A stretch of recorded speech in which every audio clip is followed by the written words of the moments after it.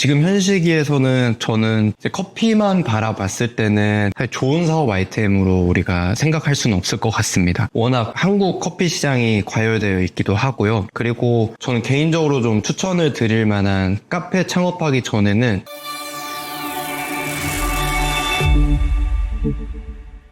현재 스페셜티 커피를 다양하고 대중들에게 알리는 미션을 갖고 있는 커피어로스터스 대표 최건우입니다. 현재 매장은 몇 개 운영 중이세요? 현재 지금 본점과 청도에 총 플러스로 3개가 더 있고요. 그리고 공장 하나 운영하고 있고 지금은 현재 김포 현대 아울렛에서 파업 중입니다. 커피와라는 브랜드명은 어떻게 탄생했을까요?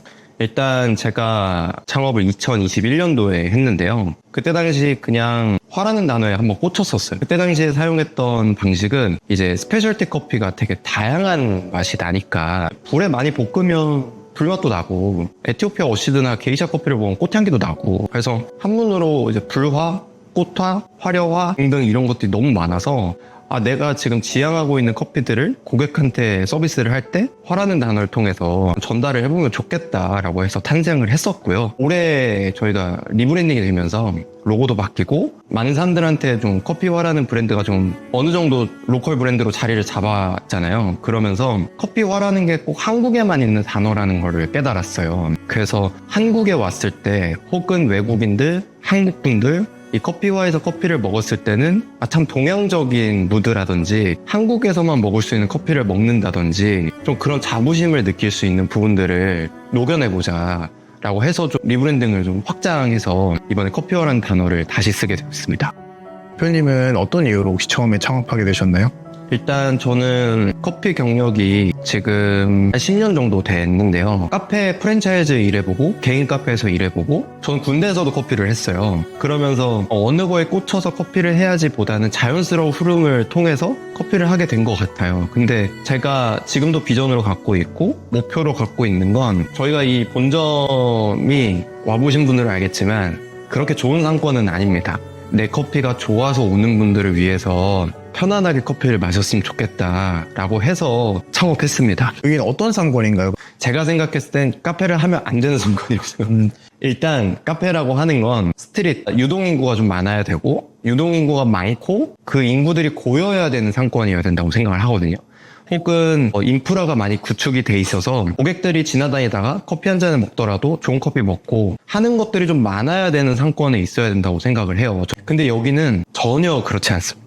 초등학생이 돌아다니고 중고등학생들이 등교하고 등교하교하는 동안 어머님들이 찾아주시고 커피를 좋아하는 분들이 찾아주실 법한 공간은 사실은 아니에요. 근데 반대로 저는 이 공간을 선택했던 이유는 어느 누가 와도 여유롭게 커피를 먹었으면 좋겠다라고 생각을 했었고 이 한 번 커피를 먹어보면 빠져나오기 힘들 거야 라고 자신했었어요. 그래서 이 상권에 했고 아까도 질문해 주셨던 것처럼 커피를 하면 안 되는 상권이라고 생각합니다. 초기에는 창업하셨을 때 가장 어려우셨던 점은 또 어떤 게 있으세요? 아무래도 저희 커피화를 찾아주시지 않는 그 시점이 제일 힘들었던 것 같아요. 그래서 처음에는 저희 커피화를 알리는 거에 있어서 되게 많이 고민 많이 했던 것 같습니다. 근데 또 어떻게 사람들한테 이렇게 알려줬을까요? 저의 그 자신감이었던 것 같아요. 제 커피를 먹으면 꼭 한 번은 생각이 날 거고 다음에 그 커피를 먹기 위해 가야지라는 생각을 꼭 한다고 생각을 했었고요. 그게 그 자신감이 먹혔던 것 같습니다.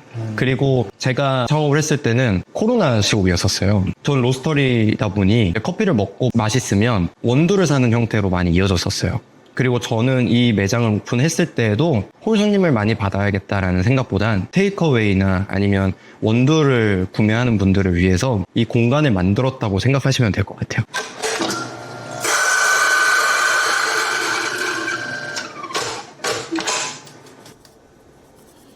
로스터리 형태로 시작하시게 된 계기는 혹시 어떻게 되세요? 당연히 커피 산업에서 종사를 하거나 창업을 하려면 로스팅을 기본적으로 해야 된다고 생각했었습니다. 원재료에 대한 이해, 그리고 로스팅뿐만 아니라 직접 산지에 가서 그 커피에 대한 이해도와 보고 느끼는 부분들을 소싱하고 고객한테 전달해야 된다는 게 저한테는 당연했던 것 같아요. 그래서 로스터리는 무조건 해야 됐던 거고, 그리고 아까도 얘기했던 계속 강조하고 있는 스페셜티 커피를 다양한 분들에게 알리려면 로스팅은 기본적으로 해야 되지 않을까 생각했었습니다. 물론 잘해야 되기 위해서 되게 많이 노력은 했던 것 같아요. 커피와에 또 어울리는 생두를 소싱을 하셔야 되는데 또 어떤 기준으로 소싱하시나요? 일단은 생두 소싱하는 업체랑 함께 가는 편이고요. 그리고 거기 가서 저희가 생각했을 때 커피와랑 어울린다고 생각하는 생두들은 따로 그 익스포터 분한테 얘기를 해서 커피를 셀렉하는 편이에요. 근데 유독 커피와에서 지향하는 커피 지향점은 일단 깨끗해야 되고 투명해야 되고 커피의 결함이 최대한 없어야 되고 많은 분들이 이 커피를 드셨을 때 편안하고 데일리로 질리지 않는 커피를 꼭 선별해야 된다고 생각을 하기 때문에 그런 커피를 현재 소싱하고 있습니다. 또 이제 큐씨는 또 어떤 방식으로 운영하시는지도 궁금해요. 일단 생두 보관하는 창고에 이제 향인 향습 그리고 습도 온도를 조절해야 된다고 생각을 해서 그 부분에 대해서 굉장히 고민을 많이 하고 있고요. 그리고 커피 한 잔을 마셨을 때 맛있게 느낄 수 있는 부분들은 이 원재료도 있지만 환경이라고 생각을 해요. 간혹 가다가 고객분들이 왜 커피숍에서 먹었던 커피랑 집에서 먹었을 때 커피랑 다른가에 대한 얘기를 많이 해주시거든요. 그게 재료는 분명히 같잖아요. 근데 이제 바리스타가 달라서 커피 맛이 다르다라고 많이 느끼시지만 그것보다는 현재 커피화가 이 커피를 맛있게 내리기 위한 환경들이 그 집과는 좀 다른 거라고 생각을 해요. 그래서 저희가 지금 생각하고 있는 게 물의 수질이라든지 그라인더 청소 상태라든지 물 온도라든지 커피를 내린 드리퍼라든지 커피를 내릴 때 사용하는 종이 필터라든지 이런 것들을 많이 고민하고 있습니다. 한 끗 차이로 커피 맛이 달라지는 거는 커피를 좋아하는 분들은 모두 다 알기 때문에 저희는 그런 부분들을 많이 신경 쓰고 있습니다. 여기가 저희 로스터실. 와, 엄청 크네요. 여기가 로스터실입니다. 내가 15kg 그리고 저희와 거의 연세가 같은 버닝 로스터가 있습니다. 처음 하셨을 때 시기가 코로나랑 또 맞먹는데요. 코로나 시기에 매출을 성장시킬 수 있었던 이제 핵심적인 요인은 어떤 게 있을까요? 그때를 생각을 해보면 저도 너무 신기하거든요. 특히 F&B의 자영업은 운적인 요소가 굉장히 중요하다고 생각을 해요. 제가 정말 뛰어나서 그리고 제가 많은 사람들한테 뭔가 스타성이 있다던가 이런 게 아니라 그 코로나 시기 때 우리가 했던 그 커피가 많은 고객한테 감동을 줬다라고 생각을 해요. 그리고 이제 해외도 나가지도 못하고 집에서만 커피를 내려야 되는 혹은 맛있는 커피를 접할 수 있는 기회가 더 많았다고 생각을 하거든요. 근데 저희가 이제 로스터리 매장이다 보니까 그 시기를 잘 맞을 수 있었던 것 같고요.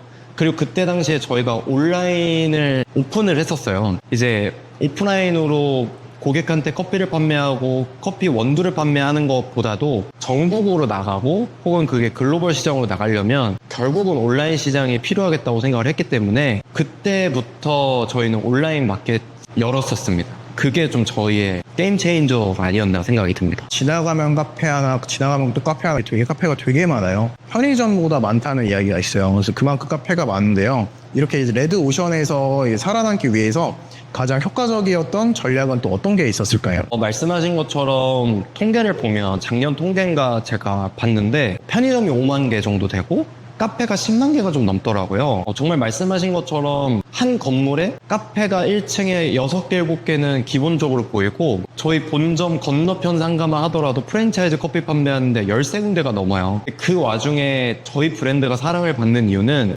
기본을 지켰던 것 같아요. 항상 고객한테 친절해야 되고 고객한테 좋은 커피를 소개하기 위해서 노력해야 되는 부분들에 대한 멘트들이 있을 거고 그리고 어떻게 하면 좋은 커피를 내릴 수 있는 환경적인 요소를 발전할 수 있는지에 대한 부분도 있을 거고 그런 것들을 끊임없이 노력해왔던 부분들이 많이 보이지 않아서인가 라고 저희끼리는 생각하고 있습니다. 예비 창업자분들에게 대표님께서 혹시 조언해 주실 게 있다고 전 들었어요. 일단 카페 창업으로 생각을 한다면 지금 현 시기에서는 저는 찬성하지는 않을 것 같습니다. 이제 본인의 아이템이라든지 브랜드 감각 이런 것들이 좀 출중하신 분들은 시도해보아도 좋은 사업 아이템이라고 생각을 하지만 커피만 바라봤을 때는 좋은 사업 아이템으로 우리가 생각할 수는 없을 것 같습니다. 워낙 한국 커피 시장이 과열되어 있기도 하고요. 그리고 저는 개인적으로 좀 추천을 드릴 만한 카페 창업하기 전에는 일단 재무제표나 이런 부분들을 잘 볼 수 있는가를 보셨으면 좋겠습니다.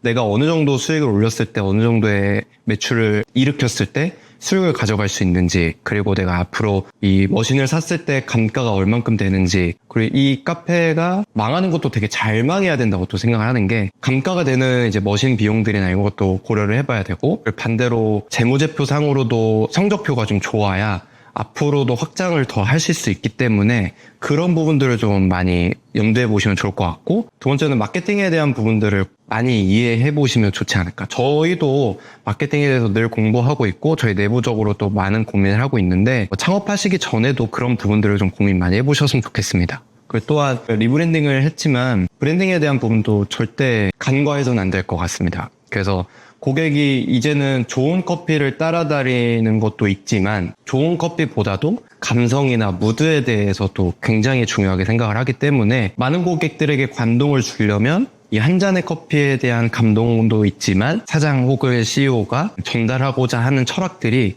좀 명확하게 녹여져 있는 브랜딩을 해야 저는 앞으로 좀 승산이 있지 않을까라고 생각을 하고 있습니다. 그렇지만 예비 창업자분들에게는 항상 응원의 말씀을 드리고 싶고, 우리나라에서 커피하고 있는 모든 업계분들에게 항상 화이팅 하자라는 말씀 드리고 싶습니다. 창업자가 피해야 될 실수는 혹시 어떤 게 있을까요? 고민하지 말라 인 것 같습니다. 제가 성향상 되게 성격이 떠오르는 영감들이 있으면 무조건 실행해야 되는 그런 게 좀 있거든요. 근데 그게 되든 안 되든 하셨으면 좋겠습니다. 뜨문뜨문 되거나 아니면 좀 뚝딱뚝딱 되더라도 하는 게 저는 맞다고 생각합니다. 앞으로 커피와의 목표와 비전은 또 무엇일까요? 저희 커피와는 인천에서 스페셜티 커피를 다루고 있다는 부분을 많은 대중들에게 알리는 게 일단 1차적 목표고요. 그걸 떠나서 저희가 이번에 커피화라는 한국적인 단어 그리고 동양적인 무드들을 녹여낸 만큼 한국의 K커피를 이제 전 세계적으로 많이 알리는 데 굉장히 힘을 쓸 예정입니다. 그리고 한국에서뿐만이 아닌 해외에서 카페쇼라든지 아니면 외부 행사라든지 그런 것들도 많이 참가해서 한국의 스페셜티 커피가 이만큼 잘하고 있다는 모습들을 많이 보이고, 한국에 있는 로스터리 업체들도 저희가 뭐라고 빛낼 수 있는 부분들을 최대한 많이 모을 수 있게끔 할 생각입니다. 마지막으로 시청자분들께 전하고 싶은 메시지는 어떤 게 있을까요? 커피라는 음료가 많은 분들에게 감동을 줄 수 있다고 생각을 하는 것처럼, 제가 지금 여러분들에게 전하는 이 메시지가 한 단어라도 혹은 한 분이라도 영감을 받았으면 좋겠다라는 말씀 드리고 싶고, 혹여나 영감을 받으셨다면, 저를 만약에 만난다면 그 말씀 전해주시면 너무 감사할 것 같습니다. 오늘 이렇게 촬영하게 되어서 그 많은 분들에게 이런 메시지를 남길 수 있어서 영광이었습니다.